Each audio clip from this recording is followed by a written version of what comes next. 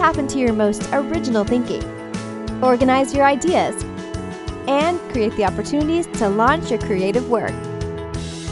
Unlocking your world of creativity with best-selling author and brand innovator, Mark Stinson. Welcome back, friends, to our podcast, Your World of Creativity, where we travel around the world talking to creative practitioners of all kinds about how they get inspired and organize those ideas, but also how they gain the confidence and the connections to launch their work out into the world. And today I'm so glad to have as my guest Dr. Esther Sternberg. She's the author of a new book, Well at Work, Creating Wellbeing in Any Workspace. Dr. Sternberg, welcome to the show. It's a pleasure to be here. Thank you. Well, you have quite a background and a journey from the field of integrative medicine into workplace well-being, and now chairing the Andrew Weil Chair of Research in Integrative Medicine.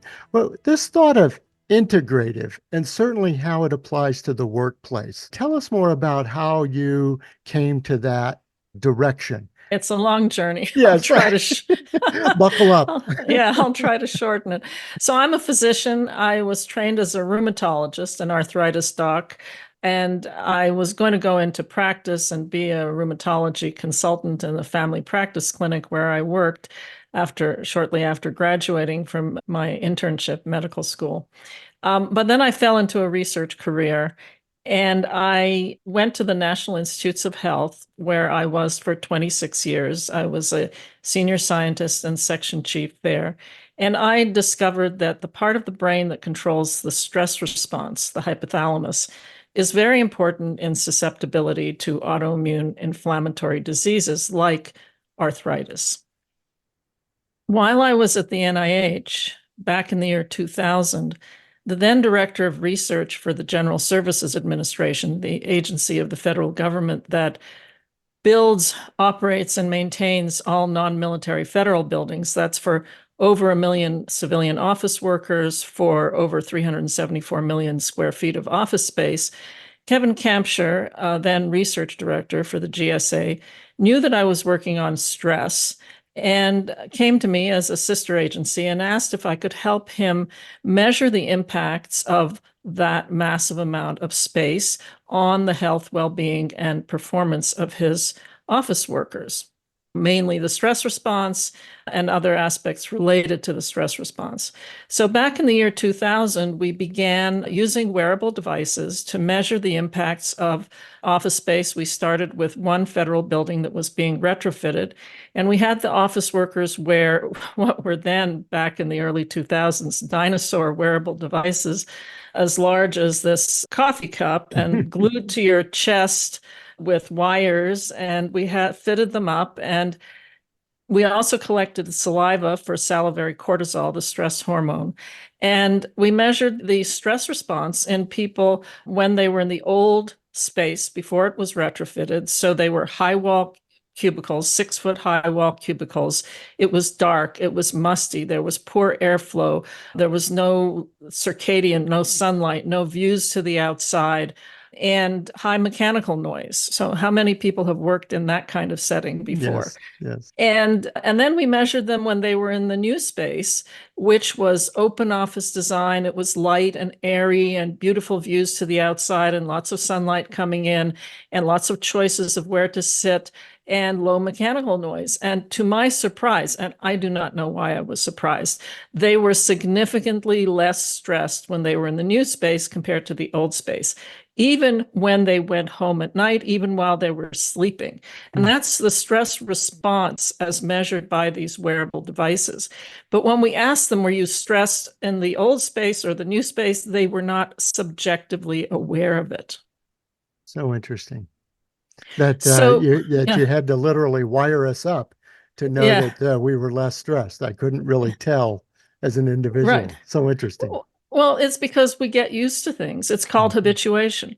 And if we didn't get used to the environment or stressful experiences, we'd be constantly stressed. It wouldn't be healthy. So we do get used to things, but we don't get used to them enough to that your physiological response still has to work very hard to keep you in balance if you're in a stressful situation like that. Hmm. So when I moved to the University of Arizona to head up the research program for the Andrew Weil Center for Integrative Medicine, I continued working with Kevin Kampscher, who by then was Director of High Performance Federal Green Buildings, Chief Sustainability Officer for the White House for the General Services Administration. And we used state-of-the-art wearable devices, a small chest-worn device about the size of a quarter, to measure heart rate variability, that's the stress and relaxation response, movement, posture, and sleep quality. And we worked with a company in the Bay Area called Aclima, who had developed methods and devices to continuously measure in real time up to 11 different environmental attributes: light, sound, temperature, humidity, carbon dioxide, volatile organic compounds, and so on. And we also analyzed the spatial layout of where the workers were working. And using big data analytics, we were able to connect the stress response, the movement, the sleep quality with all of those features of the built environment. And we once again found that people in the open office design, which was light and airy and low mechanical noise and lots of views, they were significantly less stressed than people who were in private offices. We found that people in this open office design moved more during the day. They were less stressed when they went home at night. They were less stressed during the night. They were in a better mood and less fatigued the next day when they woke up, and they had better sleep quality. So we continued to analyze all that data, and now that information is informing post-COVID reentry for the federal government. Yes. And it's interesting because many people will look at this title and forget that it goes all the way back to all sorts of workplace designs back in 2000 and only focus on the post-COVID part and say well-being has to do with our health. But there's so much more to it, isn't there? Well, when Kevin and I started working on this back in 2000, it was hard to convince organizations to really make health of their workers a priority. They'd say, oh, yeah, this is important, but we don't have the money to do anything about it.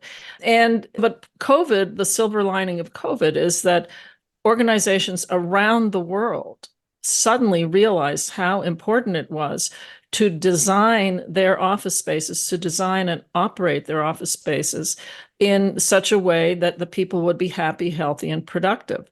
And during COVID, we saw all those animations of viruses being spewed through the Yes. ventilation system and so on. And that's absolutely critical to have frequent air turnover and good ventilation and good filtration.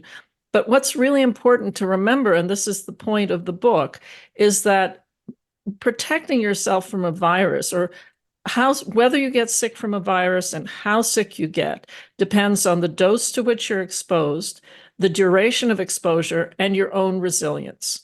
And fixing the ventilation, masking, distancing, filtration, all of that will mitigate or reduce the dose and duration of exposure.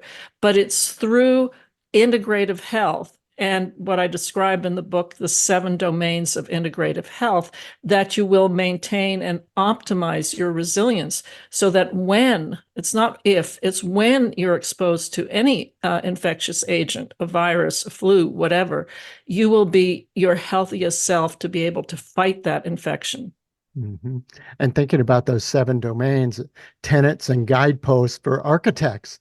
Just a couple of episodes back, I spoke with an architect in Oslo, Norway, talking about sustainability, but also the people impact of their designs. And it's interesting that your work has also been reviewed and endorsed by the American Institute of Architects. But this idea that you could design in these 7 domains and use these as a yardstick to how well we're helping people in these workspaces. Yes. And when your email ahead of the podcast, you asked, how does one come up with these ideas? Mm-hmm. And what happened when we started designing the new building? So Dr. Andrew Weil, I'm sure you're familiar with, he's a pioneer in integrative health. And we started designing a new building. It's now actually a complex of buildings to house the Andrew Weil Center for Integrative Medicine. And he asked me to convene a committee of architects and building experts to work with the architects of record who were designing the building to be sure that the building really embedded integrative health. And So in the first, I created this committee. It consisted of the Dean of the College of Architecture, Planning, and Landscape Architecture, several faculty members from the college, and my colleagues from the U.S. General Services Administration, Kevin Campshire and Brian Gilligan, who's a sustainability expert. And we convened the first meeting, which was to try to figure out how to embed these basically how to embed integrative health into the building. And I knew about an app that the center had developed. One of the center's staff, Molly Burke, who runs the IT and educational platforms, the online educational platforms, and who helped create the app, she came up with this 7 domains idea. And together with others at the center, whom I describe in the book, Dr. Rocky Crocker and Victoria Mazes and others, had created this image, this diagram of the 7 domains, which is sleep, resilience, environment, movement, relationships, spirituality, and nutrition. And I suddenly had the idea that's the way to convey the concept to the architects. So I made a PowerPoint slide with that image. And then we went around that circle. It looks like a daisy, it's a circle. And we said, okay, what are the aspects of the built environment that will help with sleep? Well, light, bright circadian morning light, movement during the day, as we had discovered in our research, less stress. How do you embed all that into the built environment? And so that's what the book is about. And the middle chapters of the book really talk about each of those domains and how you embed them into the built environment. But it came about if we want to talk about creativity and how I had that idea, it was taking information that was grounded in one discipline and merging it with information that we had discovered in another discipline. And to me, that is the greatest source of creativity, is at the interface between different disciplines. And as continuing on our creative front, the writing style of the book, of course, I knew it would be scientifically based and there'd be lots of references, but it caught me. There's a style of here's a story and here's an opinion. I go, oh, that's very nice, a story and an opinion. Then boom, here comes the data. Here comes the scientific references. You're not going to get by with just an opinion in this book. So I like the flow and the kind of roller coaster that brings lay people like myself interested. So was that a purposeful writing style? I guess I'll ask you that as an author. Well, first of all, thank you. I am so thrilled that you like that. That was my goal. When I wrote my first book, The Balance Within, The Science Connecting Health and Emotions, the editor, it was published by Freeman Press, which was the Scientific American Press at the time. That was back in 2000. So the editor of the Scientific American books had read an article that I'd written for the Scientific American about the science of the mind-body connection. And he came to me in Washington, D.C., and asked if I would write a book for the lay public in a style that the lay public would want to read, not that they have to read to pass an exam. Mm-hmm. And I said, well, whose fault is it that my Scientific American article was written like you have to pass an exam? It was your fault, at least your editor's fault. You're the editor, right? Yeah. It was the hardest article to write, I have to tell you. That was back in 2000. Well, it must have been 1999 or 1998.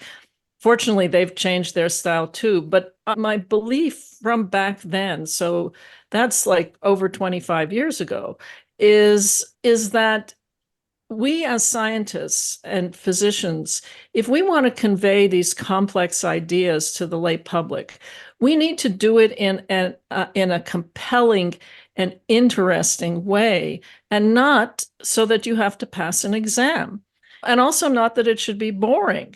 And so that's really why all my 3 books, and Healing Spaces, The Science of Place and Wellbeing is the same. I like to start off with stories and then move into the data that supports the stories. Mm-hmm. Yeah, it really helped layer the anecdotal, here's some examples with the hard facts. It was a really good combination. Well, this is an excerpt from the spirituality chapter in my book, Well at Work, Creating Wellbeing in Any Workspace. The practice of gratitude has echoes in many traditions. In Jewish observance, a prayer is recited every morning, thanking God for awakening. And blessings are recited at the start and end of every meal to thank God for providing food and sustenance. In Christianity, a similar gratitude prayer, the rituals of saying grace, starts every meal. Gratitude practice is so embedded in Western culture that it is at the core of Americans' most beloved holidays, Thanksgiving. Yet, how many of us take the time to intentionally feel gratitude on a regular basis? If you can't find a moment or a place to do this in the middle of a busy workday, try stepping outside before you start your day to look all around you. Take in the horizon, the larger and smaller things you see, a tree, a leaf, the reflection of light on the leaves or on a building's windows and doors. Feel the crunch of gravel or the smooth pavement under your feet and the brush of wind on your sleeve. Listen to the rush of traffic or the birds chirping. Breathe deeply and slowly. Try to consciously feel gratitude for all that is around you and for all the people in your life who are meaningful to you, including those at work. This mindfulness and gratitude practice is moving your stress response back along that rainbow, allowing you to start the day at a calmer place so that when the stresses of the day do hit, you won't fall over the edge into anxiety and distress. At the same time, the gratitude practice is triggering those feel-good dopamine reward pathways in the brain and the feel-good endorphin pathways too, all of which help to reduce the stress response. From the brain's point of view, enhancing the positive is a more effective way to reduce stress than trying to reduce the negative. I think of Oscar Wilde's quote from Lady Windermere's Fan, "We are all in the gutter, but some of us are looking at the stars." That notion gave me a sense of hope and peace and calm. I'm Dr. Esther Sternberg, and that was an excerpt from my book, Well at Work, Creating Wellbeing in Any Workspace. Wonderful. We've been talking mainly about buildings and office spaces, but I think about even I'm working in the Eagle Cafe and Bakery today. People are working at home. What about these other workspaces? What can we think about the well-being of workers who aren't in a traditional office? Well, this is another post-COVID result, is that we are at a juncture now in redefining the workplace. And the workplace, as I say in the book, it used to be the Crystal Towers. Everybody in lockstep went 9 a.m. to 5 p.m. and you sat at your cubicle or your desk or your private office, and then you went home. And now those cubicle walls, those private office walls have shrunk to the size of your smartphone. You don't need to be in any one place anymore. You can be on a boat in the middle of a lake. You can be in a coffee shop, as you said. So there's a concept of an ecosystem of work where people can work where they are most productive, where they thrive. And of course, working from home and the hybrid work from the office is also part of the ecosystem. But we're at a juncture where there's a question, what do we need these crystal palaces, these crystal towers? And of course, with COVID, there's what was termed the downtown apocalypse. And I talk about this in the book, that as soon as COVID happened, you saw a sudden drop to zero of occupancy of these office buildings, of course, because we all had to work from home. But people got used to and feel more productive working from home. And Forbes did a survey in summer of 2023 where they found that 98% of people want to work hybrid. Something over 67% of people would look for another job if they could not work hybrid. And something in the range of 37% would take a pay cut in order to work hybrid. That's an enormous number. And what's happening is that organizations are shrinking their footprints because they don't need so much space, rental space, and the downtowns are dying because people are not there, and the shops and the restaurants and the bars and so on are closing. So it is a huge problem. But the question is then why do you need the office space? Well, there's one thing that's missing if you're working from home, and that's being together with people. And community, and I talk about community in the book and talk about creativity, and that being together in person really enhances that creative spark and that sense of culture, that sense of community, that sense of support that comes from your other coworkers.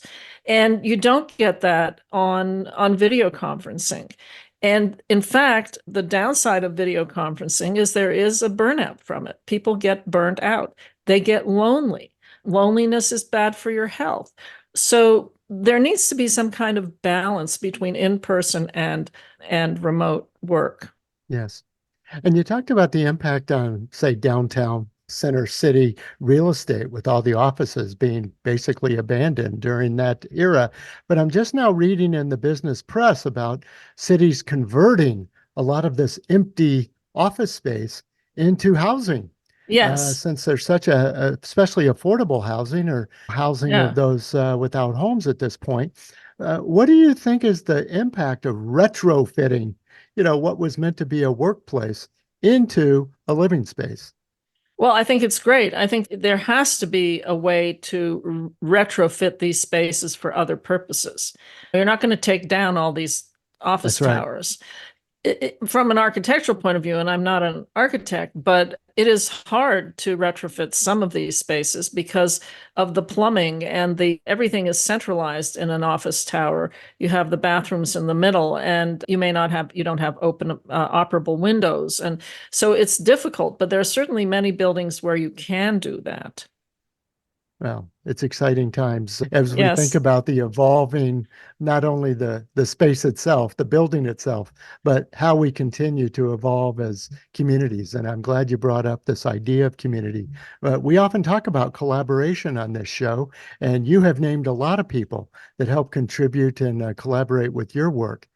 How do you find that idea of well, sometimes it's idea ownership. A lot of people have good ideas and they want to that's interesting. propel those ideas, but you find a way to team up and work and kind of co-publish a lot of these things, don't you?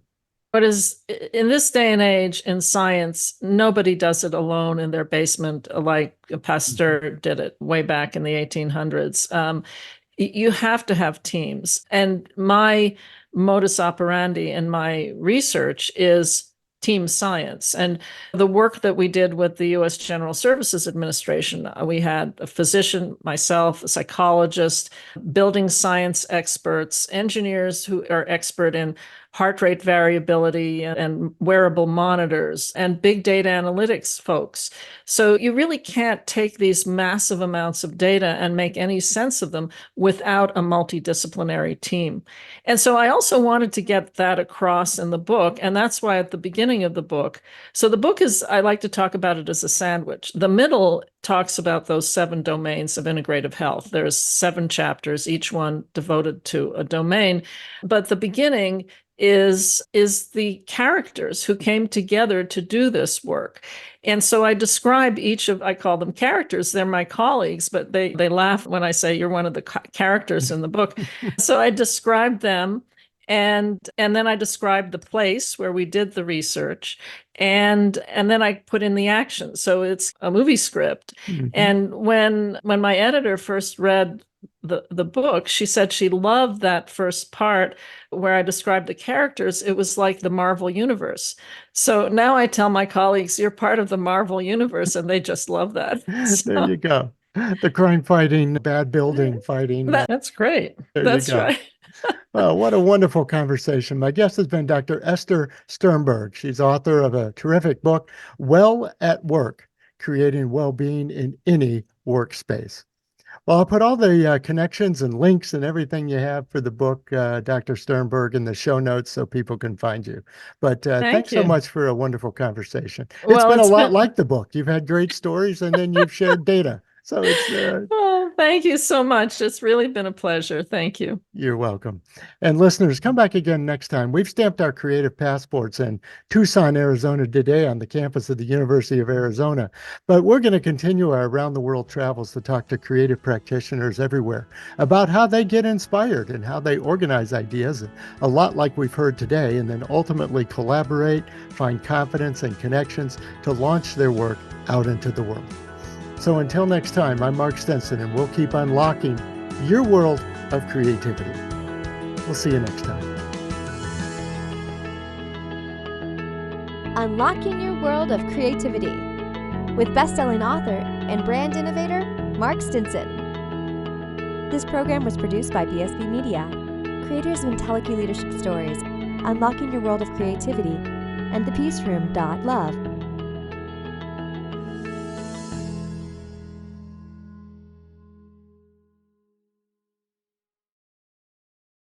Are you an author who's tired of the long waits and low royalties? Exact Rush is here to change the game. We specialize in publishing with precision, and we get your book to market in just 3 to 6 months, not years. But we're not just about books. We also support your photography, web design, and content creation needs. Our focus ranges from spirituality to pop culture, and we're excited about our diverse lineup of upcoming releases. So, if you're ready to keep more of your hard-earned money and get published faster, Exact Rush is your ticket. Visit exactrush.com and turn your creative dream into a profitable reality today.